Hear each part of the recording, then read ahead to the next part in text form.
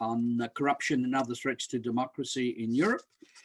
We have two speakers who I'll introduce in a moment. Just a word in terms of procedures for the next hour and a half. The two speakers will speak between 20 and 30 minutes, one after the other, and then we'll open up to questions which I would encourage colleagues to ask directly face-to-face rather than through the chat. I hope that our speakers are okay with the recording of this session. Is that okay? Yes. Jan, you okay with that? Lovely. And we will not, however, be recording the Q&A. That will not be done. So once we've had all the presentations, we'll then move to the questions and answers. We've got a lot of time, an hour and a half, so there's plenty of time for both the presenters and our questions to be engaged with. Our first speaker will be Jean Pakluski from the University of Tasmania, who will be speaking on populist leadership and political decay. I pass straight away to you, Jan. Thank you very much, Bruno, and very warm welcome to everyone from the COVID-free Tasmania. And let me introduce this presentation with the note that I will focus on factors such as the role of political leadership in provoking and instituting what is widely known as democratic decline. So, Poland, after a spectacular rise to the ranks of consolidated democracy, market economy, and liberal society, start to experience a serious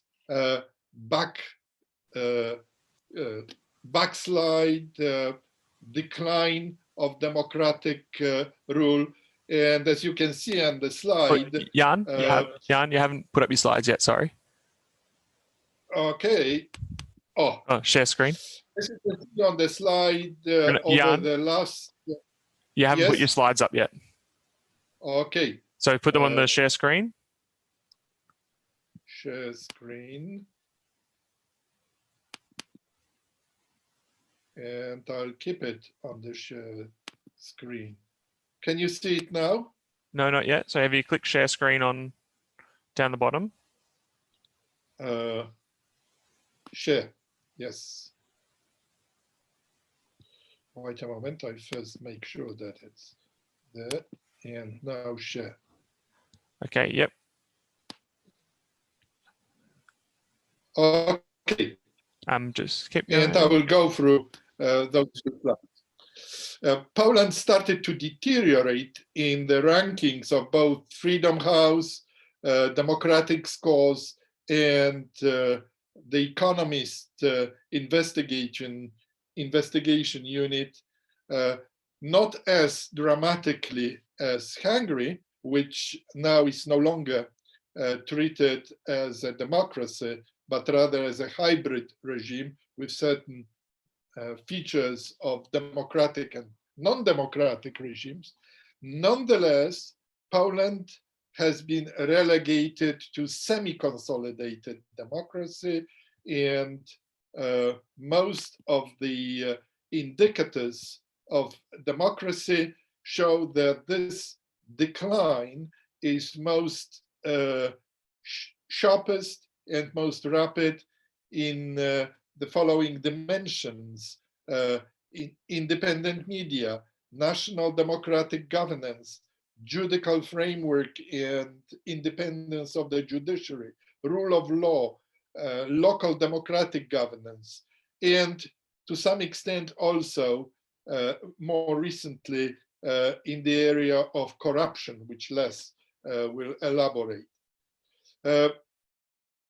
But at the same time, and this is something which is interesting, Poland starts from 2015, show a sign of political decay, that is the lowering quality of governance in the areas such as voice and accountability, rule of law, and political stability, and to a lesser extent, also government effectiveness. This governance, decline of quality of governance, is probably more dangerous to the current Law and Justice Party regime, because the effects of it are quite dramatic.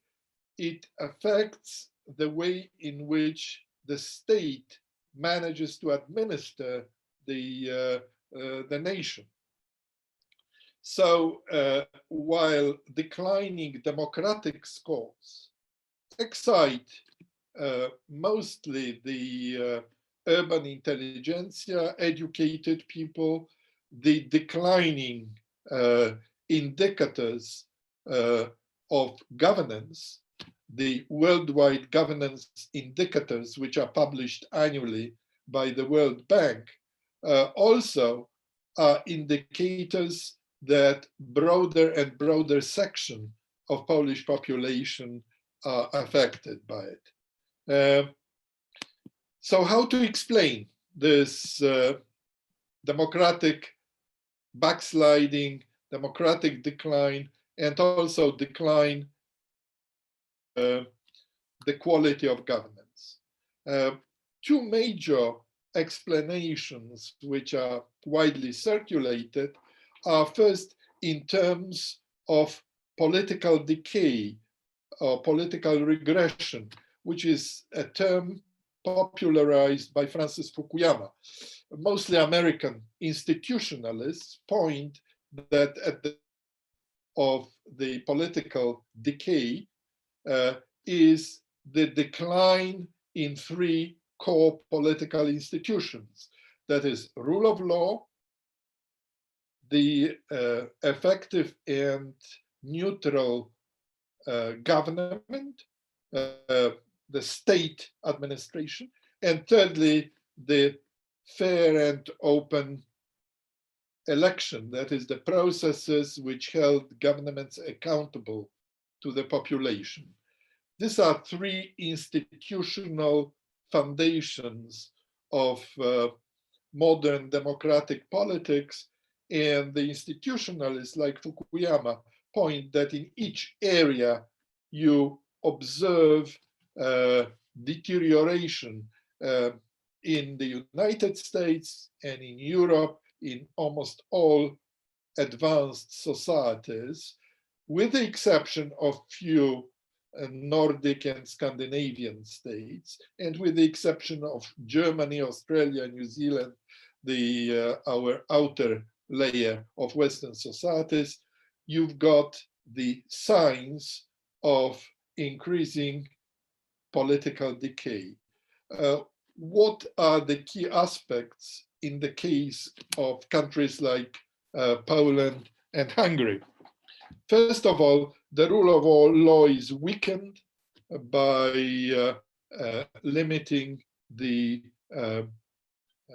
independence of the judiciary, exposing the judiciary to political pressures, appointing judges according to not criteria of meritocracy, but criteria of political correctness and loyalty to the current party leadership, to the ruling party leadership.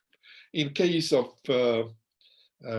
state apparatus, it's a massive nepotism that is stacking the top officials in the state administration by party loyalists and purging those who are critical of government policy and leadership. And in the area of election, this is mostly changing electoral process from the mechanism holding the rulers accountable for their accomplishments or otherwise in the past, into leadership popularity plebiscites and auctions of promises, most of them, of course, illusory. So these are the key aspects. I would like to supplement this explanation, which is quite good, correct, popular, with an explanation of a more Weberian nature, as we call it in sociology, which pinpoints the key political actors, those people who change the institutions, who wreck very often the institution and undermine political order based on those institutional arrangements. The leaders and elites in which the leaders are embedded are very important causal factor, without which we cannot understand the dynamic of this political decay and the dynamics of the departure from democratic principles. So the rest of my presentation will be following this scheme which you have at the bottom of my slides. I will argue that leadership vacuums which appear in different countries at different times open the way for power bids for particular type of leaders, or leaders with a particular style of leadership, which we call, which Weber called plebiscitary, Tocqueville despotic, and today we call such leader populists. Populism is a name which is associated with different designates, but I will use it here as a name for a particular style of leadership, which is characterized by four features. First, that populist leaders who adopt populist style of leadership are anti-establishment. They attack elites and attack those elites, ruling elites, as their enemy and the enemy of democracy. And they portray them as self-interested, arrogant, exploitative, usurpatory. And with that, the second feature of populist style comes. They self-represent themselves. They nominate themselves as the sole legitimate voice of the people, servants of the people. The people whom those populist leaders supposed to represent are circumscribed in two ways.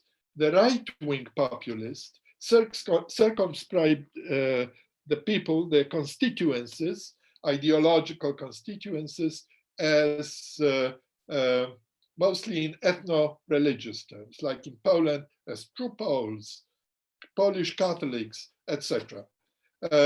The left-wing populists circumscribe them also as people who are hurting, the ordinary, ignored, forgotten people.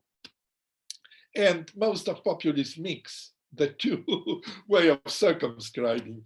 That is ethno-national, true Hungarians, true Poles, true American, as in Trump rhetoric, together with those who are ignored, forgotten, and hurting due to supposed abuses of policies by government and the elites.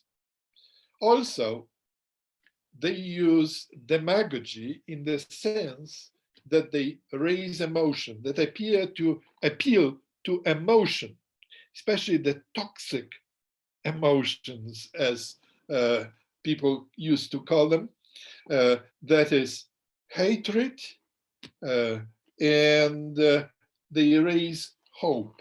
So they nominate the enemy, raise the level of concerns, fear, and generate strong resentment to the enemies they nominate as guilty of all those power abuses.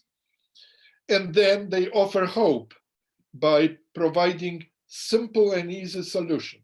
It's enough that you vote for us, support us, will uproot those self-interested, arrogant, exploitative elites, and things will be hunky-dory in the sense that that will make Poland, Hungary, America great again. And that solution, of course, has to fail.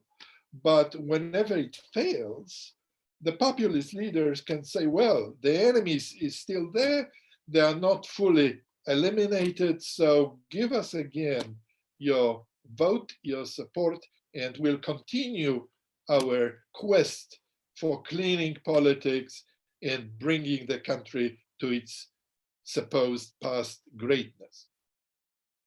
Consequences of it are very strong fracturing within political elite and the society at large. The fracturing of society at large, strong division and polarization, in fact, follows the appeals of populist elites. It's an artifact. Usually it is like that public opinion follows the rhetoric of key opinion makers, political figures, elites, rather than shapes them. Although there is also an element of opportunism, namely the existing, populist elites know quite well what idiom of appeal gains popularity among their iron electorates, and they use it quite effectively. So these four elements in populist style of leadership, when they become the mainstream political style, when populist elites gain power, become the ruling group, ruling elite, shapes politics in the way it breaks with conventional stabilizing politics. Such stabilizing politics, let's call it David Easton and Robert Dahl politics, using the name of political scientists who describe and analyze it, consists of diffusing conflicts. It's an art of horse trading, give and take strategies of negotiation and compromise. That's a conventional stabilizing politics of the 1950s, 60s, up to 70s. And they change, populist leaders change it into a disruptive politics. Politics which is described as transitional rather than transactional, and it follows the principles formulated by a German political scientist and jurist, Carl Schmitt. And it's called friend versus foe, us versus them, a polarizing politics which further divides elites and paves the way for populists to regain power and control. So this is the scheme which I would like to suggest, that in different countries at different points, due to contingencies, populists who are increasing in their influence in Europe from 1980s start to come to power. In Europe, first in Hungary, Orban, then in Poland, Kaczynski, and for a short time in the meantime, in Britain during the Brexit debates and plebiscite, those populist leaders managed to gain considerable influence, or like in case of Poland and Hungary, and for a short time also in Italy under the rule of Salvini. They managed to change politics into this disruptive and transitional. I emphasize this disruptive and transitional nature of political discourse also because they start a revolutionary process. We call them very often conservatives, but they don't fit the image of conservatives, who are by and large very respectful of traditional institutions. They are more similar to the reactionary revolutionaries which wreaked havoc in Europe in the 1920s and 30s than to the conservatives, modern conservatives. But they very often tap on conservative ideological undercurrents. And in Poland, it happened due to involvement in the Catholic Church, in political debates and political manipulation, especially during the 2015 elections, and to a lesser extent during the last and this year election, last year parliamentary election, and this year presidential elections in Poland. But the reason for the populists like Kaczynski and his collaborator capturing governmental power in Poland were above all the contingent factors, like the departure of Tusk, which created power vacuum. Tusk went to Brussels and didn't leave behind very good leaders. Neither Schetyna nor what's the name of PO leader, woman? Doesn't matter. Eva Kopacz. Eva Kopacz did not represent very good leadership qualities. So it was easy for people like Duda to win presidential election, and then on the wave of discontent generated during campaign for Law and Justice Party getting elected and gaining a small majority, about 35% of votes, which is enough in Poland to get the plurality of seats in Parliament and the Senate. So we've got this leadership vacuum, the coming of populist leaders who started the demolition of the three major institutional orders in Poland, starting from rule of law and then going into purges in government administration, appointing the loyalists to top position in government administration. In the media, this was very important, because without the media, the current elite could not maintain such a hold over public opinion, shaped mostly by the so-called public media, but in fact government media and their massive propaganda, especially Polish TV. And then they started to shape also elites in other domain, and the battle for taking over, especially self-government in Poland, local government, is going on.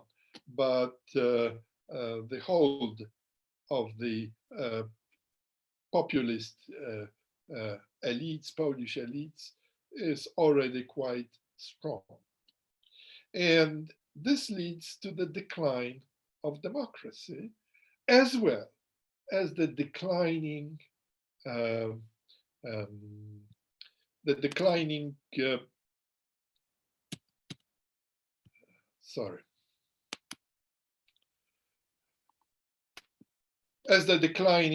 effectiveness of government. And the link between the two is explained by taking the leadership factors. It's political actors. They demolish, rebuild, and reshape the major institutions.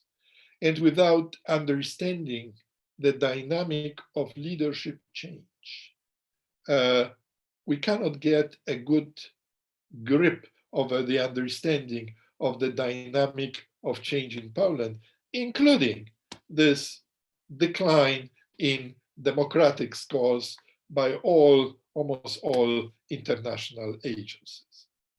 And the final remark, this wave of populist leadership, first populist politicians, and then populist leadership, which affected Hungary and Poland to a larger extent than any other country in the European Union, is not the first one.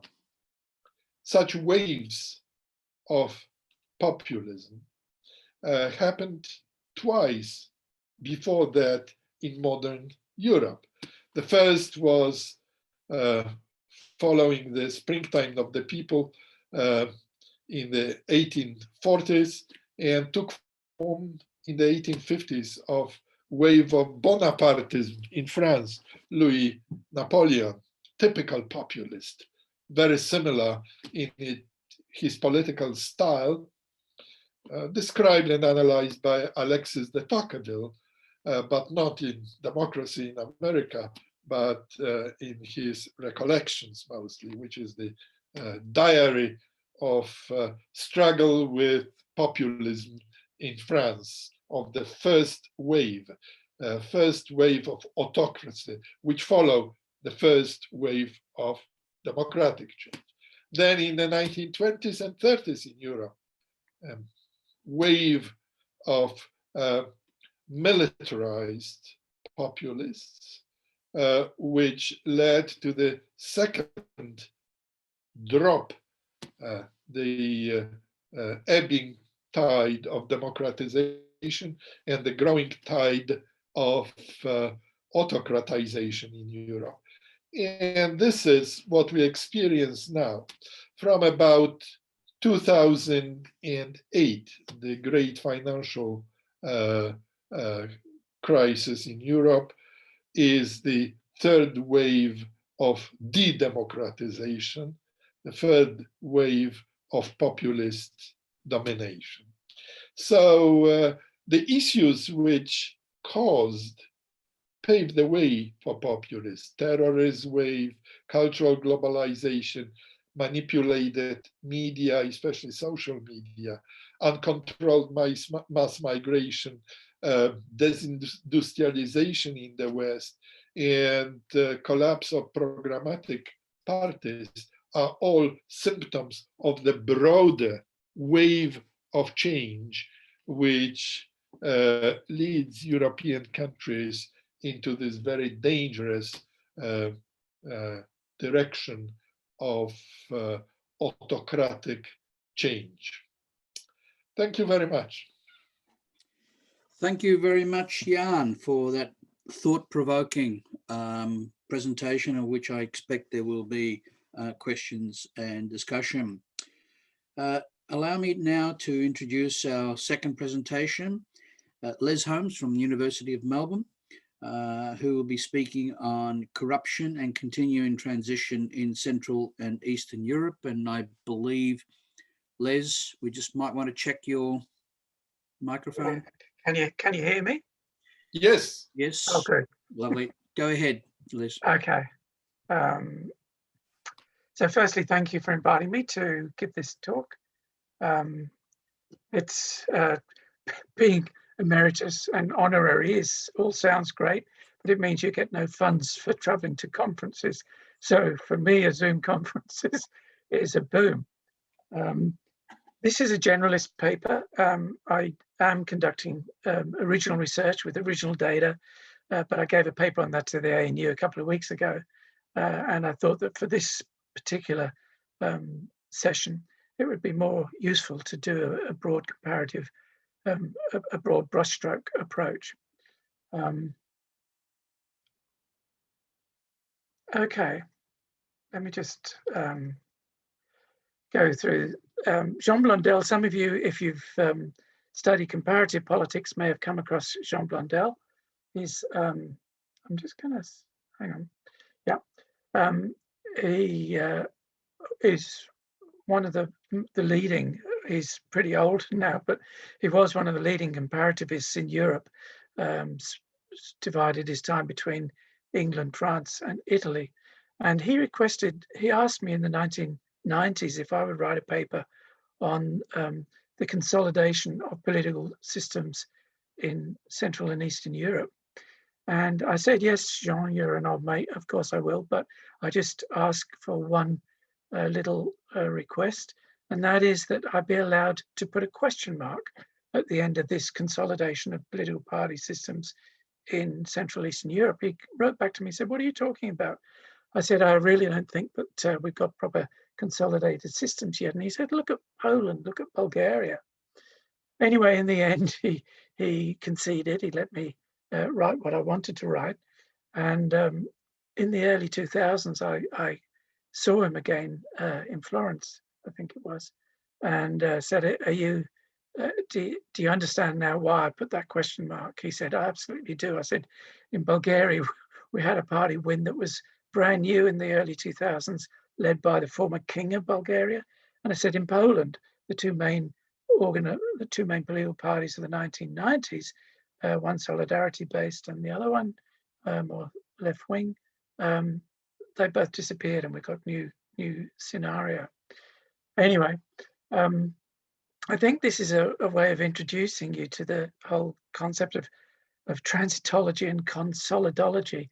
Quite hard words to say. For those of you, I apologize to those of you for whom all this is old hat, but I hope that some of the later part of the presentation won't be. So these concepts really date from the 1980s. Samuel Huntington's third wave is often seen as one of the main contributions to this debate, where he talks about a third wave of democratization. And let me emphasize, for those of you who are only half familiar with Huntington's notion of waves, he deliberately uses the metaphor of a wave to imply that it goes backwards and forwards. So his first wave actually goes from 1828 to the late 1920s, as Jan was saying, when we get the rise of populism, fascism, Nazism, and so on. The second wave for him starts in 1943. So as the fate of the Nazis, the fascists in Italy and so on, as they go into recession, so to speak. So we get a new wave, which he says lasts till 1962, during which we get, for instance, India becoming a major independent sovereign state and a democracy. And then the third wave starting in 1974, very precise. He gives a very precise date in 1974, and he relates it to Portugal. And so the first stage, or the first examples of the third wave were the three right-wing dictatorships in Southern Europe. You've got them there. Well, I've just Southern Europe. That was Spain, Portugal, and Greece, all the mid-70s, going from right-wing authoritarianism to early democratization, not without problems. 1981 Spain, one military officer tried to overthrow the democratization process, but it failed. And in line with Jan, I would agree that leaders are very important. In the Spanish case, obviously Juan Carlos, whose name is not quite as clean now as it was in those days, whose image not quite as clean as it was in those days. Juan Carlos played a very significant role in democratization. Then Latin America, you've got all the examples there. Post-communist systems, which is what I'll focus on in Europe and Asia. Don't forget, we get Mongolia, Afghanistan, various other countries Cambodia, and a number of Asian communist systems also collapsing at about the same time. Then Asia from the non-communist ones, Philippines is usually taken as the starter in 1986, and you've got other examples there listed. I don't want to go through them. Africa in the 1990s, which leads Larry Diamond and others to start talking about a fourth wave. I'll come back to that later. And then Arab world, again, Larry Diamond asking in 2011 whether this really was an example of the fourth wave. As it happens, that fizzled to a large extent. Tunisia is the only country in that region that is generally now seen to have had a reasonable success at democratization, that although again, not without a lot of problems. If you try and find out exactly what a transition state is, if you Google it, for instance, you're probably going to find a lot of chemistry and physics rather than politics. And I've found that my own students often enjoy learning about what the salient features are of a transition state. I mean, most basically, we're exiting a totalitarian or authoritarian system. I'll come back to that because, as I say, all I've done is focus on exiting, not where they're heading. Economically, very diverse. One of the big differences between the Latin American and South European transitions, for instance, was that the Latin American and South European already had capitalism, whereas post-communist didn't. It wasn't just a matter of having a different economic system, but it had social implications because you didn't have a proper bourgeoisie in the post-communist systems, which made their transitions far more complicated, far more difficult in some ways than the South European or even Latin American. So we've got market and planned economies on the one hand with the post-communist systems, and predominantly private and state or state-owned in terms of ownership. Again, big differences between Latin America and Southern Europe on the one hand and post-communist on the other, but none really affluent, nor among the world's poorest states. Socially,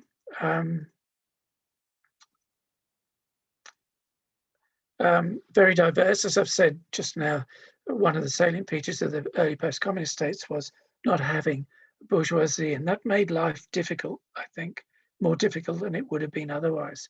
Culturally, very diverse. You can see the lists I've given there. We've got Catholic countries in post-communist Europe, Poland being the most obvious example, Orthodox Christian, Russian, Bulgaria, for example, Muslim, Albania, Kosovo as a separate state nowadays, and then the African states, all sorts of different backgrounds. Nigeria, for instance, having a very complex religious culture, about 50% Muslim, but 40% Christian. A lot of people don't realize how significant the Christian minority is in Nigeria. Okay, politically, we get differences amongst the specialists as to what are the salient features of transition states. There are some who focus on democratization, but a lot of the people that, I'll just give the rest of this, Thomas Carruthers criticized, are actually not academics. Most academics did not necessarily assume that these countries that were exiting authoritarianism of one kind or another, there was not that much assumption that they would necessarily go towards liberal democracy. Okay, we had Francis Fukuyama with the end of history argument, but he was in a small minority. Most of the people who were looking at this topic were actually quite circumspect, quite careful in describing where the transitions might go to. Certainly, there's no question. We've got countries like Belarus, which is often now described as the last dictatorship in Europe, but not necessarily the last to be that there ever will be. We're seeing, as Jan has very nicely shown us, the problems, particularly in Poland and Hungary, of tendencies towards dictatorship at the moment, populist democracy of a sort. One of the things that Carruthers and Huntington have alerted us to is the distinction between electoralist democracies and liberal democracies. And Carruthers and others have, and Larry Diamond and others, have all made the point that the electoralist democracy, where you've got elections which are sort of competitive but not subject to genuine freedom of the media and so on, that these can often be far too steered. This is why Way and Levitsky came up with a concept of competitive authoritarianism, Russia being a prime example. But anyway, if I go back to the early 2000s, Thomas Carruthers wrote a very influential article in the Journal of Democracy, JFD Journal of Democracy, in which he said we should probably get rid of the transition paradigm. But what I'd like to point out is that one of the things he did was to give 5 key features of transition and consolidation, but doesn't give any academic references to those variables. It's just a generalist argument.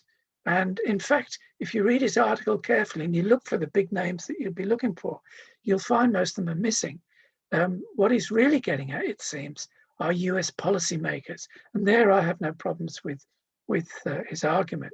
I only have problems with his argument if he's talking about academic analysts all arguing that transition was necessarily to democracy. Jacques Rupnik, specifically in 1999, said, maybe we should, well, not maybe, we should stop talking about post-communism because of a divide. You know, on the one hand, you've got your Belaruses, on the other hand, you've got your Estonias and Slovenias. And at that stage, Poland and Hungary, that's changed. But he himself changed his position in 2006. Rupnik, based in Paris, though of Czech origin, arguing that actually post-communism does display a number of common features. So some of us who'd never abandoned the term post-communism said, welcome back. Okay. Oh, sorry. Can you still hear me? Yeah, okay. It's all good, all good. Thanks. What a relief. Anyway, back to Thomas Carruthers. So the main targets of his criticism in terms of academia were Guillermo O'Donnell and Philippe Schmitter. Philippe Schmitter, I don't know if any of you have met him. He is a very opinionated person. At one stage was associated primarily with arguments about consociationalism, which he then completely renounced. He renounced his own views. But I actually admire academics who can review their views. I don't admire myself, but I myself have changed my views on certain things as time and situations change. And a good scholar will do that, I think, and openly acknowledge it. Anyway, so the 5 core assumptions Carruthers mentions are, I won't go through the 5, I'll just say identify the first, is an umbrella for all the others. Any country moving away from dictatorial rule can be considered a country in transition towards democracy. That's one of the things he says transitologists claim. And in terms of academia, I just don't think that was accurate. As I've mentioned earlier, the analysis of core assumptions is hardly referenced. Now, if you look at one of the best books, in my opinion, on democratic transition and consolidation by Juan Linz and Al Stepan, the late Al Stepan, I've given you a key quote and I've put in purple so that it's very obvious. I'll have to just get rid of most of you so I can read it myself. As comparativists, we are painfully aware that most political transformations away from a once stable, non-democratic regime, say exiting from authoritarianism, one kind or another, do not end in completed democratic transitions. Fewer still become consolidated democracies. So, all very well, but what do we mean by what is consolidation? Well, Giuseppe de Palma has given a very shorthand and very oft-cited definition. It's when democracy becomes, quote, the only game in town, when people don't think of the possibility of changing to another system. I think Australia would be a consolidated democracy by any criteria.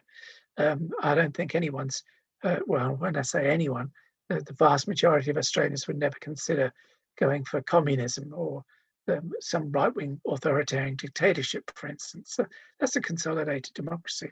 Linz and Stepan say 5+1 conditions must be fulfilled. The +1 is that there must be a state if there is to be democracy. There must be a political unit. But then we've got other conditions for consolidation: a free and lively civil society. To my mind, civil society should only be used if it is free and recognized as legitimate by the state authorities. In a sense, when people who cite Solidarność in Poland in the 1980s as a civil society challenging communism, I personally would have always said I saw that as nascent civil society, but not full-blown civil society, because it wasn't fully accepted by the communist system. 1981, December 1981, Jaruzelski imposes martial law. That's not recognizing the full rights of civil society. Rule of law, Jan was focusing on that. And it's interesting, both Jan and I think Jan is, and I certainly am, largely a Weberian. And it's interesting, when I reread Weber a few years ago, it struck me that in a way it hadn't when I'd first read him, how rule of law was actually in some ways more important to him than notions of democracy, certainly electoral democracy. State bureaucracy that can be used by the democratic government. One of the things when I'm talking about corruption, where I disagree with some of my colleagues who say the single most important variable in fighting corruption is political will, I always say political will is a necessary but insufficient condition. You've got to have political will and capacity. And the example I always cite is of Constantinescu in Romania in the 1990s, who had one term as Romanian, Lord, was he president or prime minister? Sorry, leader. Let's just say I can cover myself. But he could have run again, and he said, I'm not running again because I promised when I first came into office that I would fight corruption, and I tried to, but I couldn't because my bureaucracy kept blocking it. And in a sense, I would say there's something similar with Medvedev in Russia. It was not only that, it was going back to Jan and his focus on political agency. It was also the fact that Putin was not supporting Medvedev in Medvedev's, what I believe were genuine attempts to fight corruption in Russia. Okay. Then we've got the minimalists such as Huntington and Muller.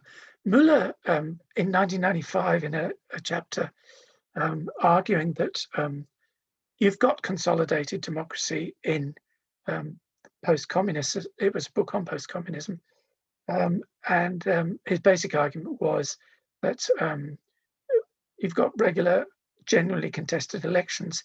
That's it. That's democracy. That's a very naive, very simplistic, narrow view of democracy. Huntington himself, in his later writings, Huntington was himself once described by many others as a minimalist, including myself. But he later did agree with Diamond that electoralist democracy should be distinguished from liberal democracy, and the latter was only full democracy. And he accepted the things like free civil society, free media, very important, as part of civil society, and so on.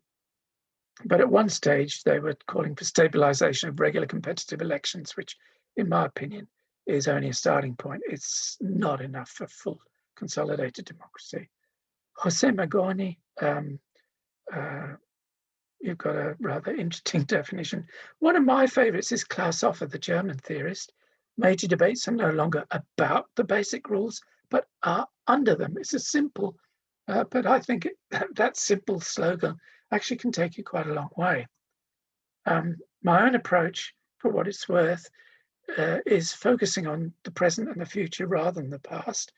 And again, with peace, PIS in Poland under the Kaczynskis, there's a lot of emphasis on the past, not only of former communists. I mean, one of the reasons they gave for the PIS gave for clamping down on the judiciary was claiming that there were too many old communist era judges. It wasn't an argument that sat well with outsiders for the most part. But anyway, but also attitudes towards Russia, very much. I'm not saying that they shouldn't be criticizing Russia for what it is under Putin, but a lot of it was still focusing on what Russia did to us in the past. Perfecting rather than creating new democratic institutions, including very much the rule of law, democratic political patterns becoming normal. That's basically saying the same as democratic politics become the only game in town. But I'm very wary of the term consolidation itself, although because students, when I've been teaching this in the past in comparative politics, have asked me to explain consolidation, I go through this, but I myself am wary because consolidation in some ways can sound as if, you know, we've arrived, we don't need to do anything now, that's it. And democracy, if nothing else, must be a dynamic, ongoing process. It's about contestation. If you haven't got that, you haven't got the real thing. This I can just skip through quickly because, sorry, not that quickly, just so that you can look. Including elite commitment to democracy, rule of law, and reducing corruption. That again resonates with what Jan was saying about Poland. A good international climate and the assistance of various kinds, depending on the source. I'll come back to that in the very last slide, or the last but one slide, because it refers to China. Again, I'm not going to go through all these. You've got the slides. This is being recorded. But Hall is one of those who says that inequality in itself does not hinder attempts at democratizing, but it does hinder attempts at consolidating democracy. It's in a sense very similar to what Simon Martin Lipset was saying in 1959. That the difference being that he was talking about overall level of wealth in society, but basically both of them saying you can have democratization attempted at any stage of, in Lipset's case, any stage of economic development, and in Hull's stage at any stage of inequality. Also economic development, but inequality isn't the key factor. Okay, so my basic arguments at last, and we're getting close now. The next few slides are mainly tables that I can go through quickly. There is no clear relationship between corruption and the type of political system, at least in post-communist Europe. Several CE and SEE states are still not consolidated democracies. If you're wondering if I think any are, I personally would say that countries like Estonia and Slovenia have their problems, but so do all so-called consolidated democracies. And several consolidated democracies outside Central Eastern Europe are themselves in serious trouble, not least of which is the United States, which was dropped from being a full democracy to a flawed democracy in recent times because of, not only because of Trump, I mean, that's made them go down even further, but already before Trump came to power, they were going down. Anyway, the corruption situation, I'm not going to spend a lot of time. These tables you can look. I'll just explain the scaling. Basically, this is a 0 to 100 TI is the Transparency International Corruption Perceptions Index. And I've standardized the scaling across years. And basically, the higher the number, the less corruption you've got. So Estonia, the color green is used meaning you're the best, color red meaning you're the worst. So in 2019, of the countries I've covered, Russia was the most corrupt, according to perceptions, Estonia the least. If we move from perceptions to experience, again, you'll see that Estonia comes out very well, but actually Georgia this time comes out as having the least experience, the ordinary citizens having the least experience of corruption in 2019 or 2018, because that's when they were surveyed. Russia again coming out worst. If we look at the political system, unfortunately, you'll see. Oh, sorry, I just realised I should have put a parallel sign there, because if they only move 2 or 3.2 or 3, I'd give them that sign there. But again, Estonia coming out as the most democratic, even though it's flawed democracy. If it got to 8, it would be full democracy. So it's virtually there. Whereas Russia, A means authoritarian, and look at how it's gone down over the years. H means hybrid. So Ukraine also has gone down. Corruption and quality of government. What I've done here is use I've used 6 different sources or 6 different indices. And in the next slide, because this is being recorded, I thought it might be, I don't know where these will go. I give the sources. You wouldn't normally in a class presentation, but because this might go online generally, give the sources. This is transparency. Those 2 you've already seen. This is from the Global Competitiveness Report. I think what I'll do is move on to, there's the sources if anyone wants to check them. This is the interesting one. Perceived corruption, Estonia, Georgia, Poland, Georgia, Estonia, functioning of government. And down the bottom, the reds, Russia, Bulgaria, Serbia, Russia. Note that in the case of budget transparency, it's not Lithuania and Estonia are the worst, it's that they weren't assessed for that source. I've got 2 minutes, I think, and I'll just be gallop through this. The corruption system appears to be improving, but there are still significant differences amongst communist states. Estonia, Georgia, and Slovenia, which I didn't cover. Those of you who've done PowerPoint will know that there's a limit to how many rows you can put, well, and columns, but I didn't need extra columns. I could have done with extra rows. If I wanted to do all post-communist or Central East European states, you just can't do it on a PowerPoint presentation. And Russia and Ukraine at the other end. The political situation also varies, but is generally worsening. Democracy has not been fully consolidated. Hungary under Orban, Poland under the Kaczynskis, or now just Kaczynski. I think Jan has adequately covered those. I'll just mention Bulgaria and Romania as being treated as not quite European like us, because they still, after many years of trying, have not been admitted to Schengen, although Schengen itself has been put on the back burner in some ways at the moment because of COVID, but not because of other politics. But having said all that, there is a general pattern. Less democratic states have higher levels of corruption and vice versa. But Stats 101 tells us the correlation does not equal causation. And including directionality, is it that more democracy leads to less corruption, or is it that less corruption results in better democracy? They're questions I can't answer. I'm afraid that I'm a long-term cynic about regression analyses that use a lot of soft data and come up with very hard results. So Carruthers 2002, what is often thought of as an uneasy, precarious middle ground between full-fledged democracy and outright dictatorship is actually the most common political condition today of countries in the developing world and post-communist world.